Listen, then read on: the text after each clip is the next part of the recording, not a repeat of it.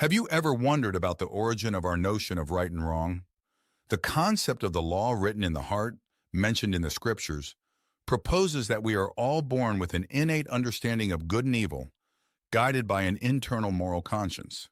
C.S. Lewis, in Mere Christianity, refers to this as the law of universal morality, an internal compass that guides us in distinguishing between right and wrong. In this excerpt that I will present, Lewis explores how this moral perception, present in each of us, reflects the existence of a universal truth about morality, regardless of our religious beliefs. Follow the discussion that follows to understand how this internal law guides us towards the truth. Everyone has seen people arguing.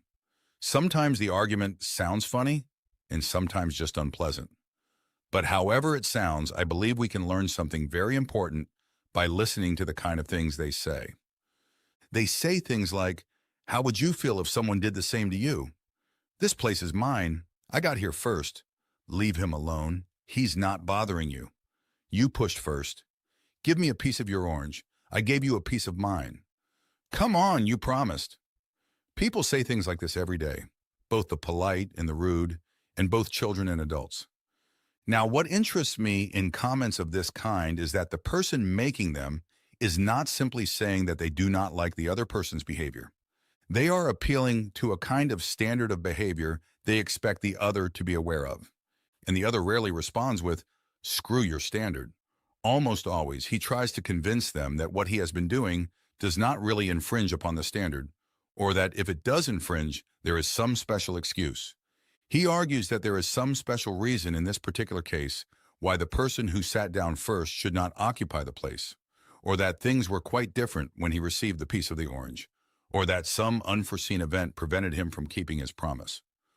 All of this leads us to believe that both parties had some kind of law or rule of justice, dignified behavior, or morals, or something of the sort about which they really agree. And they have agreed. If they hadn't, they might even fight like animals, but they couldn't argue in the human sense of the word.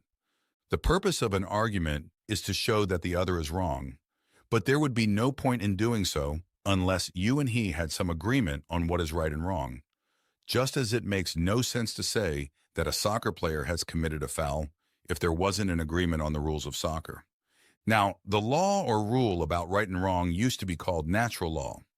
Today, when we talk about natural law, we are usually referring to things like gravity, heredity, or the laws of chemistry. However, when the ancient thinkers called the law of right and wrong the natural law, they were actually referring to the law of human nature. The idea was that, just as all bodies are governed by the law of gravity and organisms by biological laws, the creature called human being also had its law, with one major difference.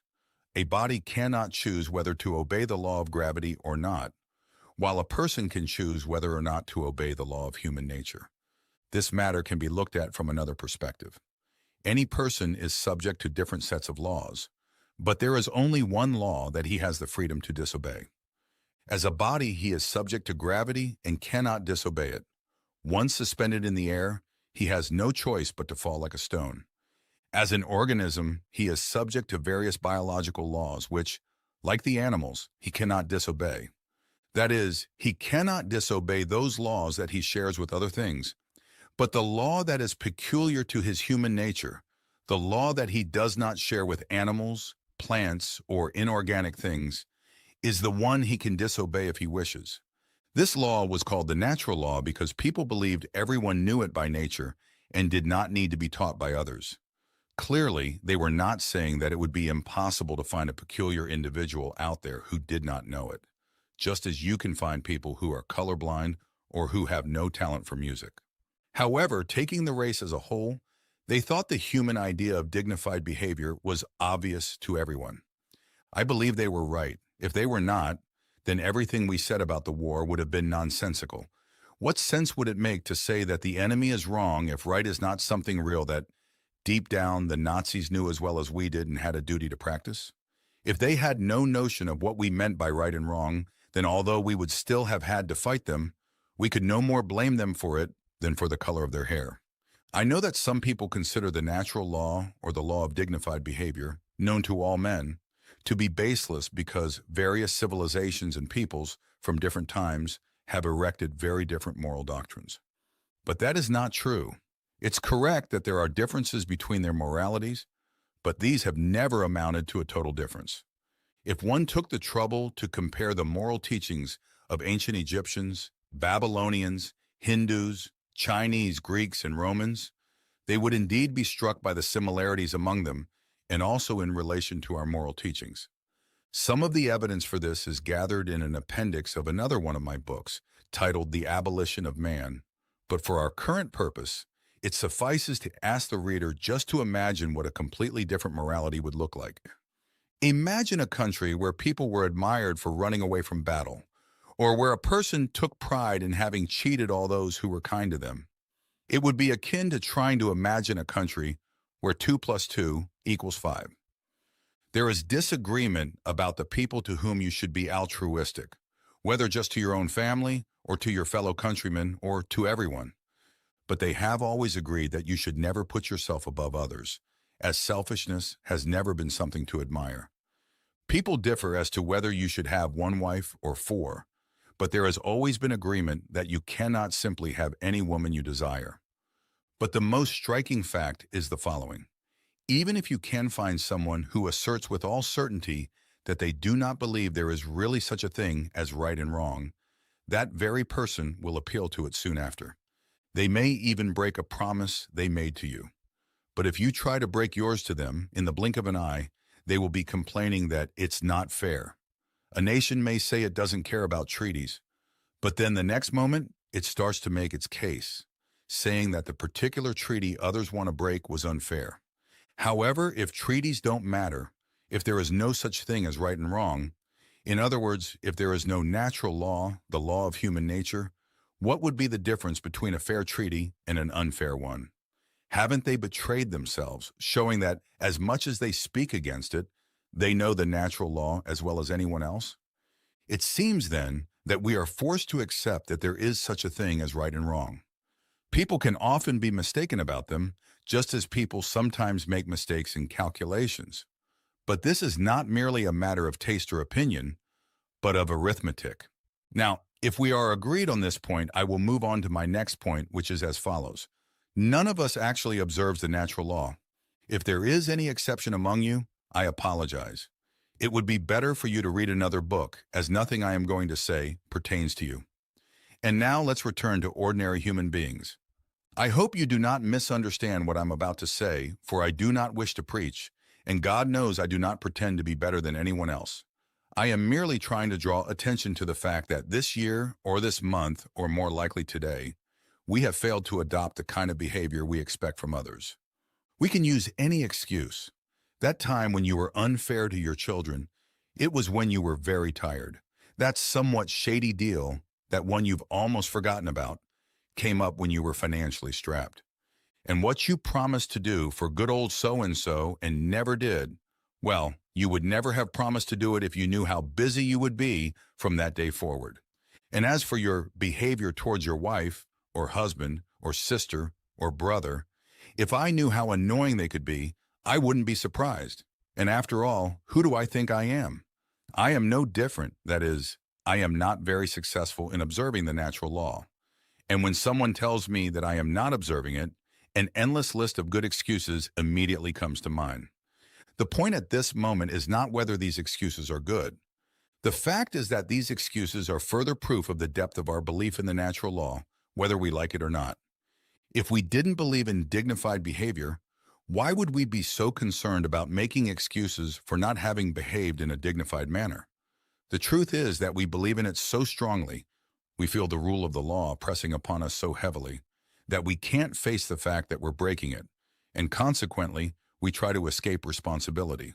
You end up realizing that it is only for our bad behavior that we give all these explanations, and it's only our bad mood that we justify by tiredness, anxiety, or hunger.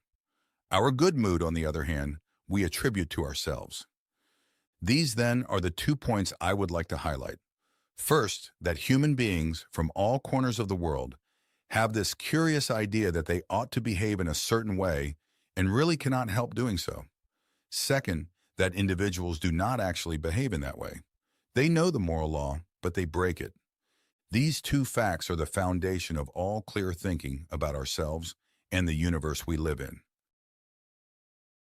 Some objections. If the 2 points made are our foundation, it is better before we proceed to pause a little and make these foundations solid. Some letters I received show that numerous people find this concept of the law of human nature, or moral law, or yet the rule of decent behavior, difficult to understand. Some people wrote to me saying, for example, could what you call the moral law simply be the herd instinct, and has it not developed in the same way as all our other instincts? At this point, I do not deny that we may have a herd instinct, but that is not what I am referring to when I speak of the moral law. We all know what it's like to have an instinct awakened by maternal love, sexual instinct, or the instinct for food. It means having a strong longing or desire to act in a certain way. Of course, sometimes we feel precisely this kind of desire to help another person, and without a doubt, this desire arises from the herd instinct. But feeling the desire to help someone is quite different from feeling that you have the obligation to help her regardless of your will. Suppose you hear a cry for help from a person in danger. You will probably have two desires, the desire to offer help because of your herd instinct, and another to keep out of danger due to the instinct for self-preservation. But you will find within yourself, besides these two impulses, a third thing that tells you that you ought to follow the impulse to help and suppress the impulse to flee. Now, this thing that makes you judge between two instincts and decides which of the two should be encouraged cannot itself be either of them. Likewise, you could say that the sheet music telling you that, at a given moment, you should play one note on the piano and not another is equivalent to one of the keyboard's notes. The moral law tells us what note we should play, whereas our instincts are merely keys. Another way to recognize that the moral law is not one of our instincts is as follows. Whenever two instincts are in conflict and there's nothing in a creature's mind beyond that, obviously the stronger of the two will prevail. However, in moments when we are most aware of the moral law, it usually seems to recommend that we choose the weaker of the two impulses. You will likely wish to stay safe more than you want to help a person who is drowning, but the moral law tells you to help them anyway.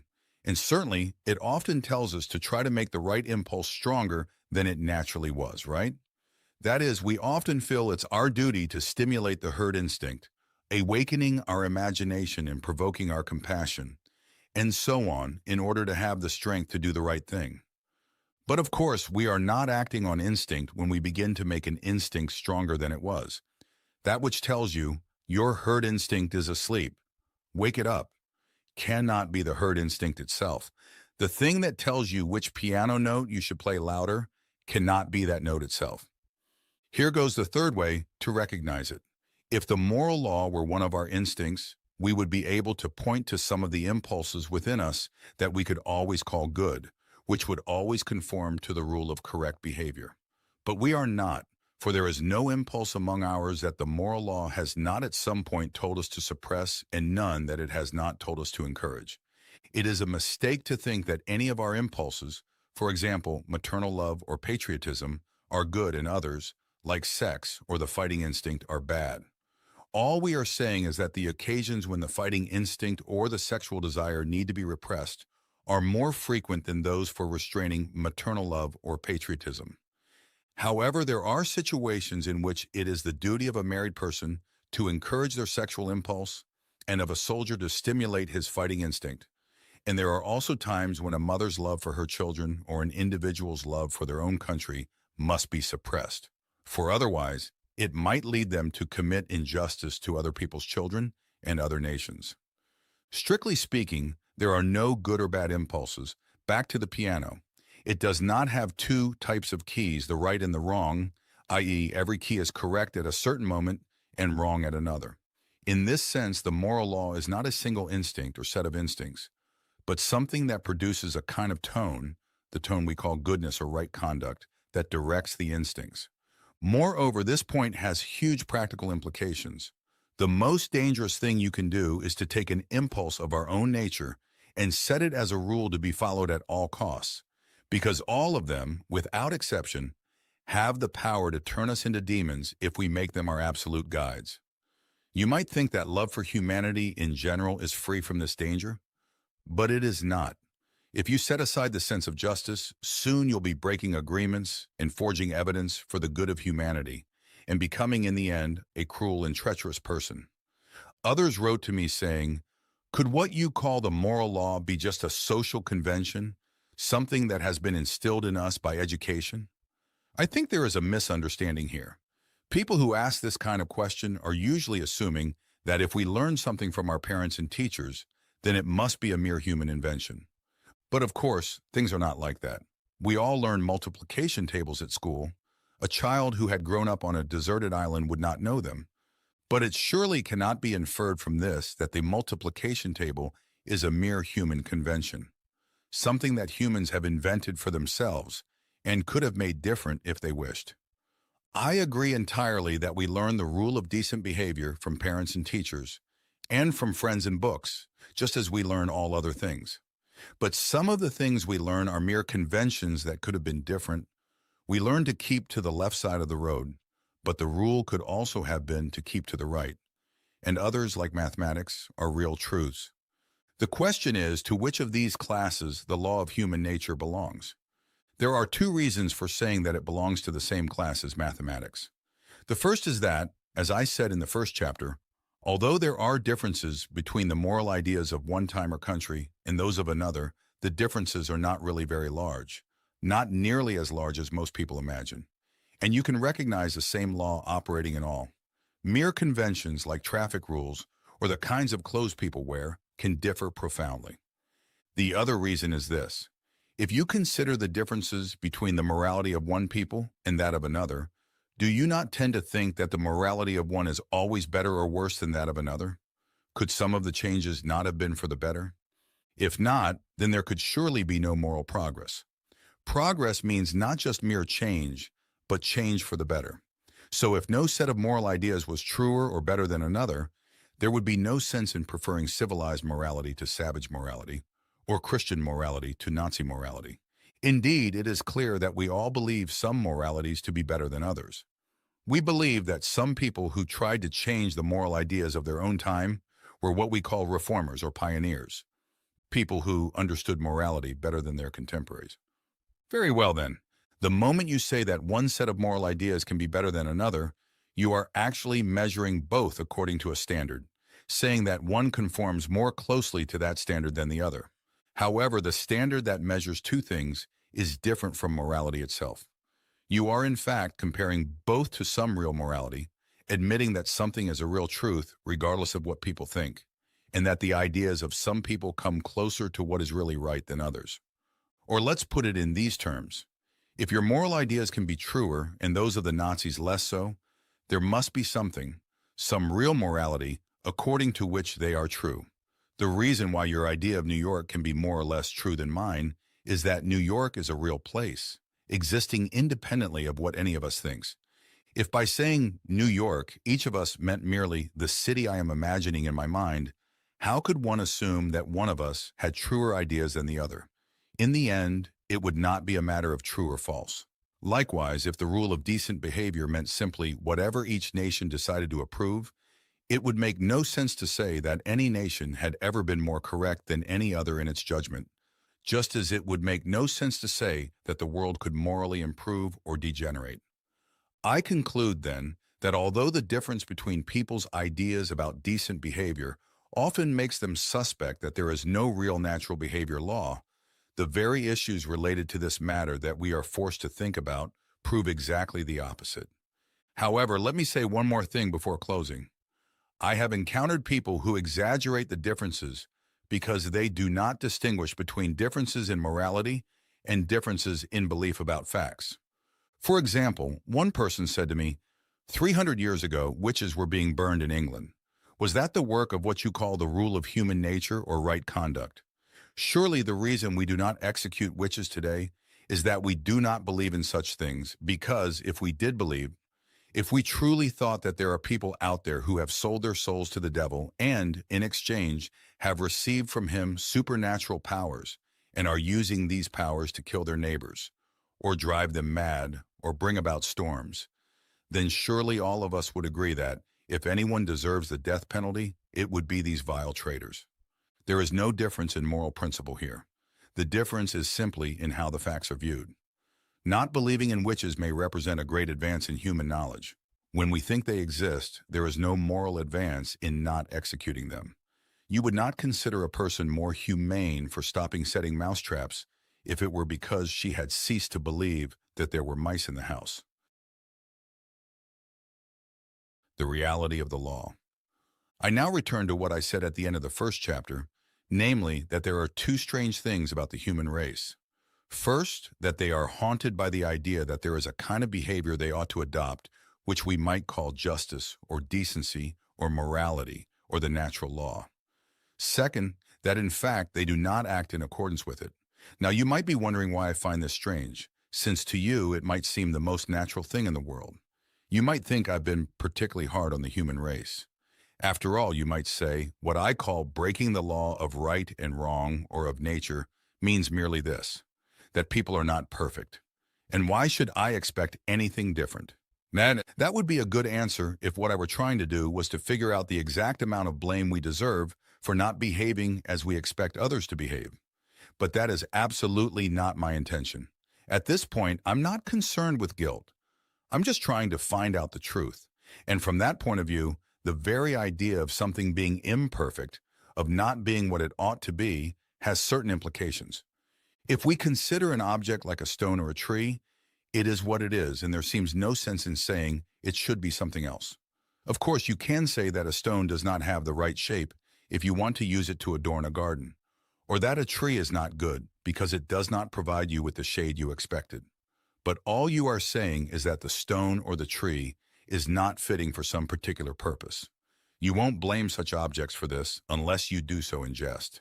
You'll be aware that given the conditions of weather and soil, the tree could not have been different.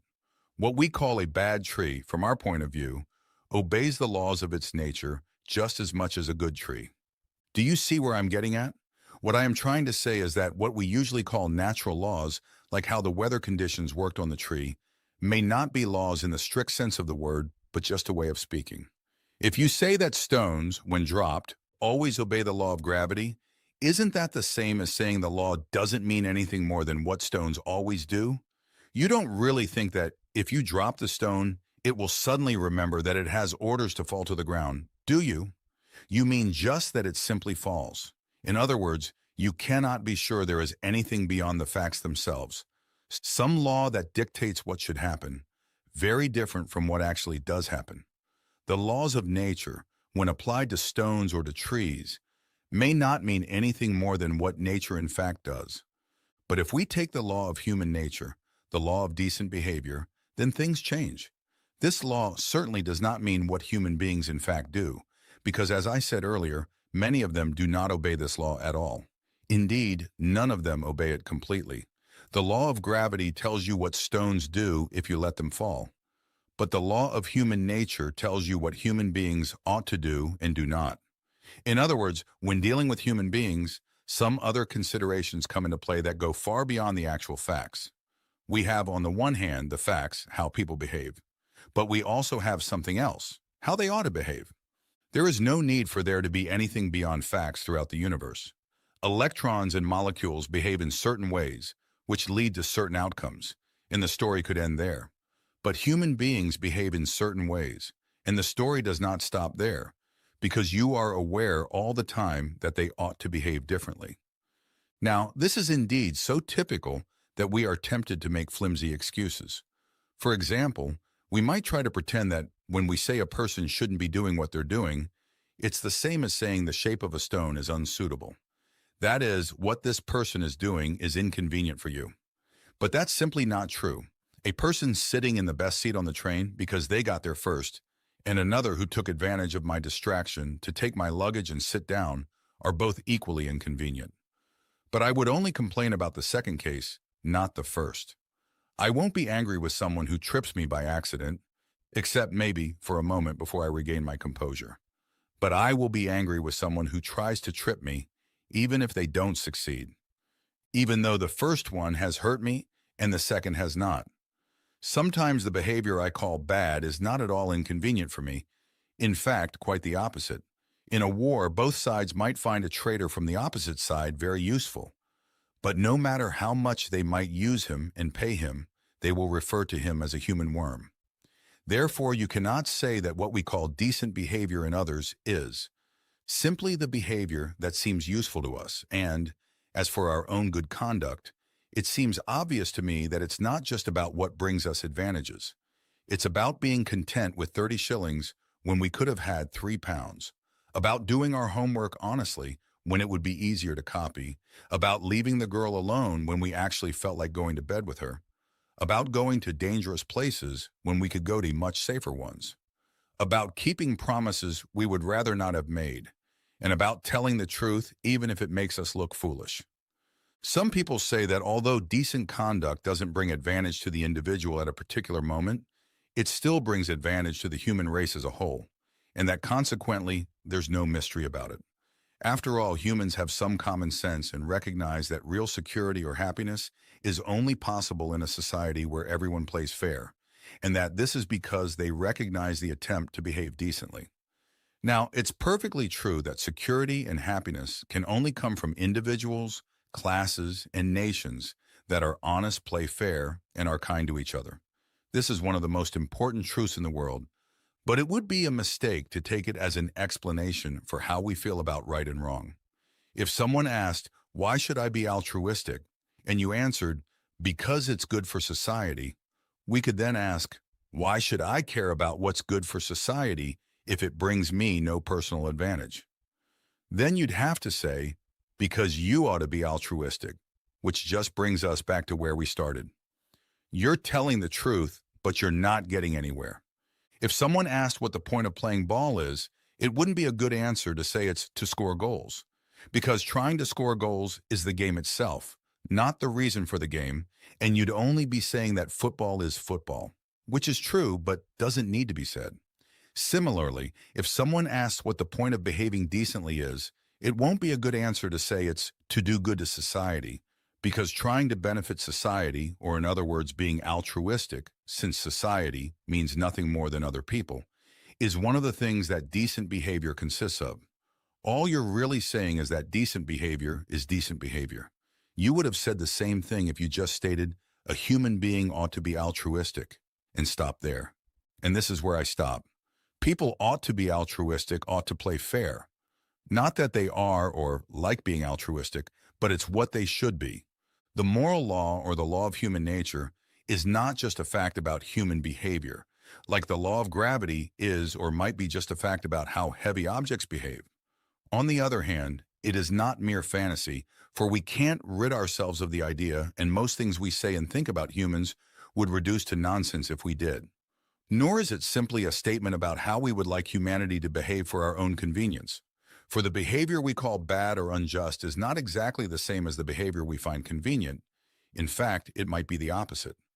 Consequently, this rule of right and wrong, or law of human nature, or whatever you want to call it, must be in one way or another real, something that truly exists that isn't invented by us.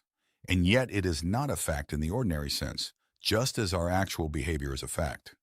It seems we must begin to admit that there is more than one type of reality, that in this particular case there is something far beyond the ordinary facts of human behavior, and yet definitely very real, a real law that none of us made up, but that exerts pressure on us.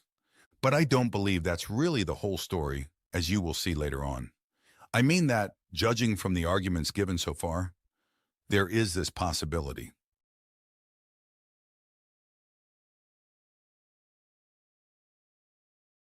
What lies behind the law? Let's summarize what we have seen so far. In the case of stones, trees, and things of that sort, what we call the laws of nature may be nothing more than a way of speaking. When you say that nature is governed by certain laws, it means only that it indeed behaves in certain ways. Such laws may not be something real, that is, they may be nothing more than observed facts. But in the case of humans, we have seen that things do not work that way. The so-called laws of human nature, or of right and wrong, must be something that goes beyond the actual facts of human behavior. In this case, beyond the actual facts, you have something more, a real law that we didn't invent and that we know we have to obey. At this point, I'd like to consider what this tells us about the universe we live in. Since people began to think, they have wondered what this universe really is and how it came into being. And very basically, two views have been held. First, there's what we call the materialistic view. People who hold this view think that matter and space just exist and always have. No one knows why. And that matter, by behaving in certain fixed ways, just happened to produce creatures like us, who, by great luck, were able to think. By one chance in 1,000, something collided with our sun and caused it to produce planets. And by another chance in 1,000, all the chemicals necessary for life and the right temperature appeared on one of these planets, and thus a portion of the matter on this Earth gained life. And then, through a very long series of chances, living creatures developed until they became very much like us. The other view is the religious one.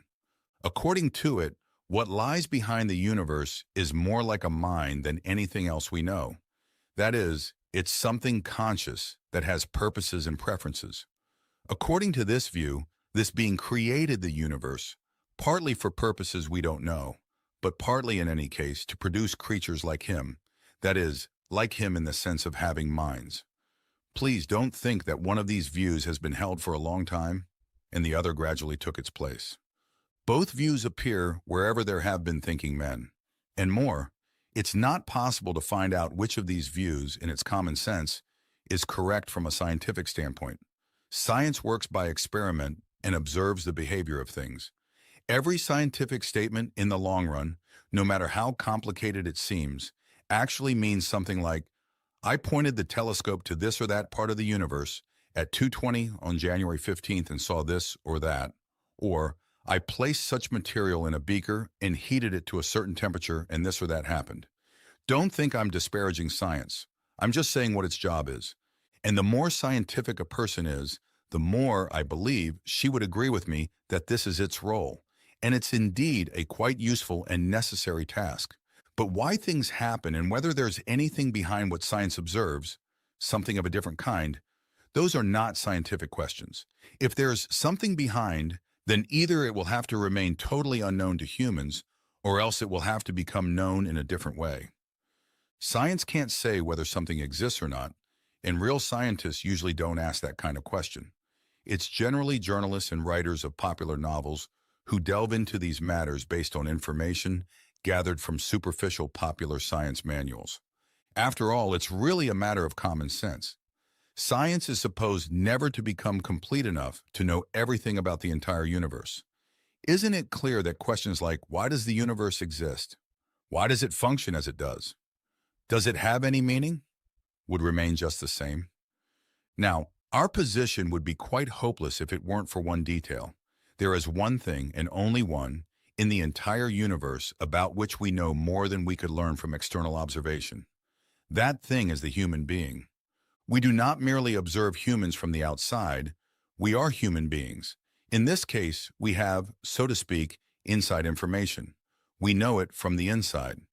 For this reason, we know that humans are under a moral law that was not created by them and that they cannot forget, even if they try, and to which they know they must obey.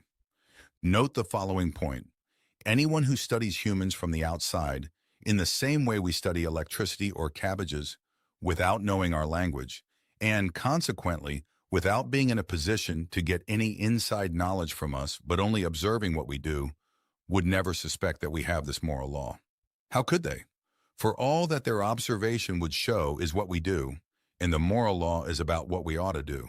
Similarly, if there were something beyond the observed facts in the case of stones or weather conditions, we, studying them from the outside, could never expect to make such a discovery.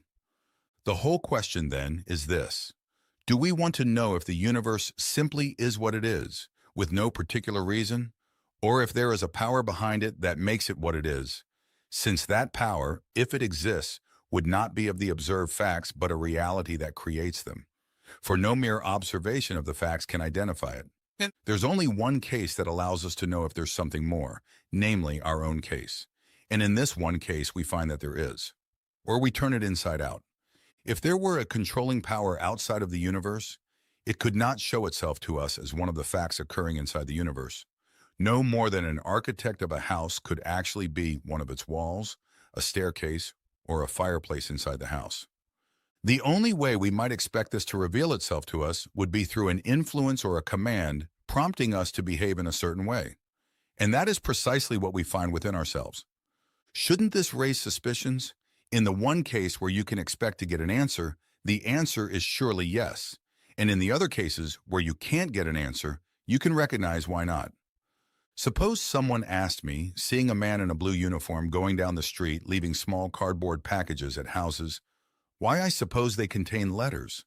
My answer would be, because whenever he leaves such a package for me, I find it contains a letter. And if he then objected, "But you've never seen all these letters you think other people are getting," I would reply, "Of course not, and I wouldn't expect to, because they're not addressed to me. I'm explaining the packages I'm not allowed to open by those I can open." The same goes for this question. The only package I'm allowed to open is that of humanity. When I do this, especially when I open this particular human being called me, I discover that I do not exist by myself, that I am under the law, that someone or something wants me to behave in a certain way.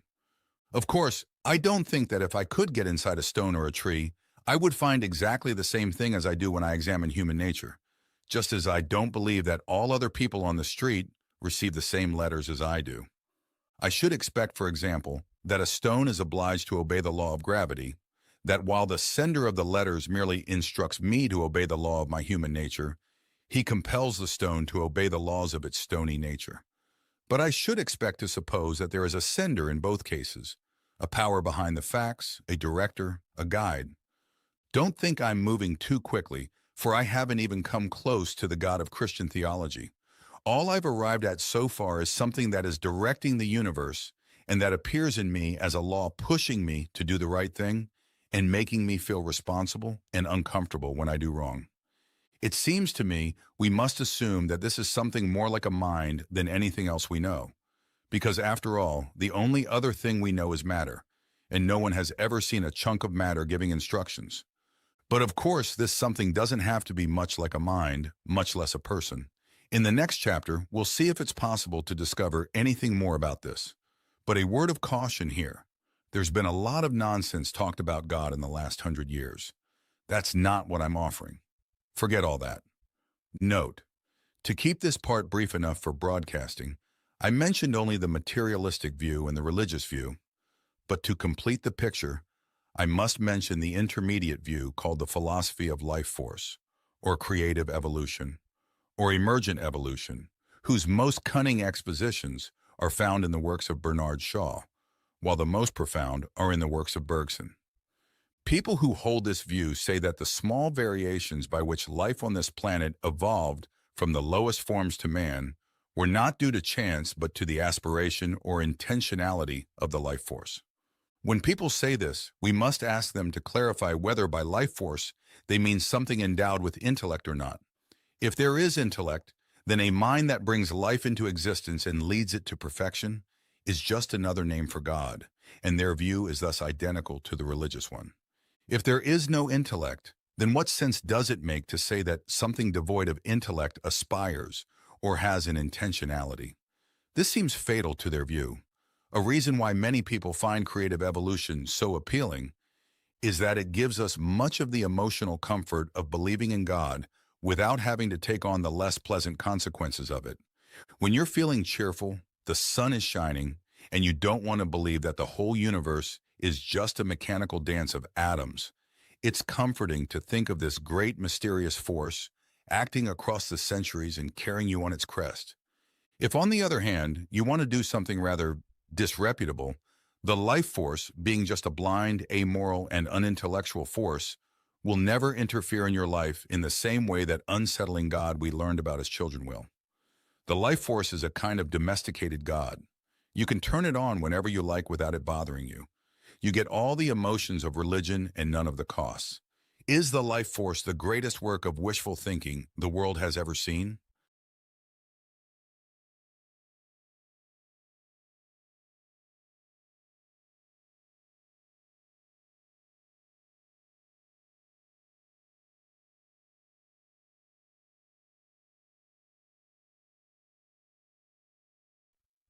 We have reason to feel uneasy. I ended the last chapter with the notion that in the moral law, someone or something beyond the material universe was really reaching out to us. And I imagine that when I reached that point, some of you felt a bit uneasy. You might even have thought that I was pulling a bait and switch. That is, I sold you what turned out to be religious talk under the guise of philosophy. You might have been prepared to listen to me as long as you believed I had nothing new to say. But if this turned out to be just religion, well, the world has already tried that, and you can't turn back the clock. If anyone is feeling this way, I would like to say three things to them. First, about turning back the clock. Would you think I was joking if I said that you can turn back the clock and that if it's showing the wrong time, it would be a very sensible thing to do? But let's put aside all this clock analogy. We all want to progress, but progress means getting nearer to where you want to be. However, if you've taken a wrong turn, then to go forward does not get you any nearer. If you're on the wrong road, progress means doing an about turn and walking back to the right road. And in that case, the man who turns back soonest is the most progressive. We've all seen this phenomenon happen in arithmetic. Whenever I start a sum wrong, the sooner I admit this, turn back, and start again, the faster I can move on. There's nothing progressive about being stubborn and refusing to admit your mistakes. And I think if you look at the current state of the world, it's very clear that humanity has made a great mistake. We're on the wrong path, and if that's true, then we must go back. That's the quickest way to move forward. Second, this isn't just religious talk. We haven't yet arrived at discussing the God of any true religion, much less the God of that particular religion called Christianity. What we've arrived at so far is merely a someone or something behind the moral law. We're not drawing from the Bible or the churches, but trying to see what we can discover about this someone on our own. And I'd like to make it clear that what we find on our own is quite shocking. We have two little clues about this someone, and one of them is the universe he created. If that were our only clue, then we might conclude that he is a great artist, for the universe is a very beautiful place, but also quite merciless and no friend to man, for the universe is a very dangerous and terrifying place. The other clue is the moral law he has put in our minds, and this is a better piece of evidence than the other because it's internal information. You'll find out more about God from the moral law than from the universe in general. Just as you'll learn more about a man by listening to his conversation than by observing a house he has built.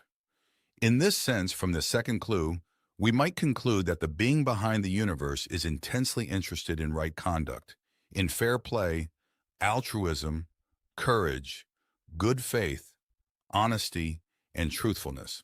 In this sense, we must agree with Christianity and some other religions that God is good. But let's not rush ahead. The moral law doesn't give us any reason to think that God is good in the sense of being indulgent or soft or compassionate. There's nothing soft about the moral law. It's relentless. It tells you what has to be done, period, without caring how painful or dangerous or difficult it might be. If God is like the moral law, then he is not indulgent. It's no use at this point claiming what you mean by a God. Good is a God who can forgive. You're moving too quickly. Only a person can forgive. And we haven't yet reached a personal God, just a power behind the moral law that is more like a mind than anything else. But he could still be very different from a person. If it's a purely impersonal mind, there might be no sense in asking it to make allowances for you or to turn a blind eye, just as it makes no sense to ask the multiplication table to turn a blind eye when you got your sums wrong. Anyway, you might get the wrong result. Nor does it help to say that if there's a God of this kind, an impersonal and absolute goodness, then you don't like him and won't care about him. Because the problem is that part of you is on his side and actually agrees with his disapproval of greed, deceit, and human exploitation. You may want him to make an exception in your case to let it slide just this once, but deep down you know that the power behind the real world must detest this kind of behavior because otherwise he couldn't be good.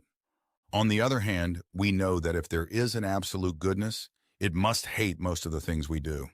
This is the fix we are in. If the universe is not governed by an absolute goodness, then all our efforts are in the long run hopeless.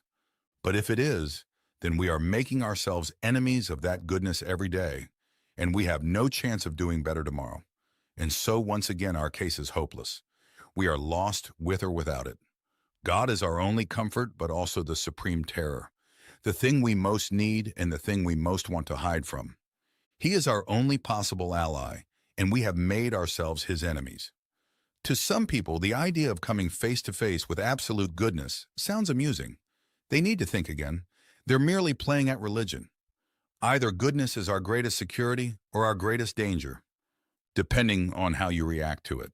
And we've reacted about as wrongly as we possibly could. Let's go to my third point. When I chose to get to where I wanted by these roundabouts, I wasn't trying to trick you. I had another reason. My reason for this is that Christianity simply doesn't make sense until you face the kind of facts I've described. Christianity tells people they ought to repent and promises them forgiveness. So it has nothing to say, as far as I know, to those who think they need nothing to repent of and don't feel they need forgiveness. It's only after you realize there's a real moral law and a power behind that law, and that you've broken that law and put yourself wrong with that power. It's only after all this, and not a moment sooner, that Christianity begins to talk your language. When you know you're sick, you'll listen to the doctor.